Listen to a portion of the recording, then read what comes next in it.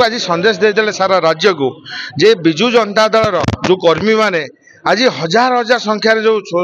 आसी समस्ते माननीय मुख्यमंत्री जन जन योद्धा एवं आज प्रमाणित करते भंडारीपुरवासी आगामी निर्वाचन में एक विपुल विजु जनता दल व्यवधान विजय लाभ कर दीर्घदिन अभिज्ञता निर्वाचन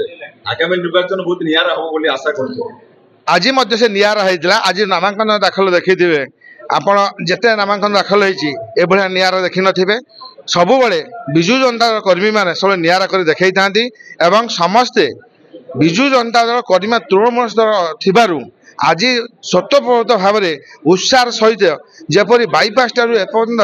जपरी आसिले नाची नाची आसिले आप देखिए पाखापाखि 20,000 ऊर्ध्व लोक आज उपस्थित थिले ये जानीपारे विजु जनता दल भंडारीपुर किपरि सुसंगठित होती आगामी निर्वाचन में जो कथा कहली विपुल व्यवधान